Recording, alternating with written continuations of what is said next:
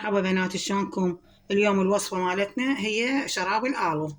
هذا عندي كيلو وشوية آلو، وهاي عندي قلاصين شكر، وهاي عندي خاشوقة ملح الليمون اللي هو اللامندوزي. هسه نبدي الوصفة مالتنا بالصلاة على محمد وآل محمد، ونفور المي مالتنا ونذب الشكر ونسوي الوصفة مالتنا. هسه هاي نذب المي مالتنا، نخلي يفور مالتنا المي، بعدين ننزل الآلو والشكر. هذا اللامندوزي، وهاي بنات نوخر النوى مالته عمود ما ياخذ وقت هواي على النار.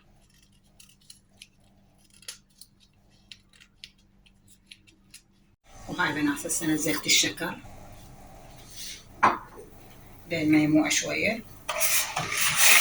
أنا حاطة هنا هسه لامندوزي والشكر شوية ياخذ فورة، وأنزل الآلة. هسه هذا بدأ يغلي المي، وراح ننزل الآلة. شلون صار بنات؟ طلعت النوى مالته، هسه بسهولة يستوي. ننتظر لأن يستوي، ياخذ فورة ويستوي، وبعدين شوف النتيجة مالته النهائية. هاي بنات نقش هاي الوخفة مالت الشكر، نوخرها نزيحها كلها، نستفاد من عندها هاي وخفة الشكر. وهاي بنات هذا الأورنج عندي فص بالمجمدة، راح أضيفه على طريقتي أني، يعطي طعم للشربت، يصير كلش طعمه طيب.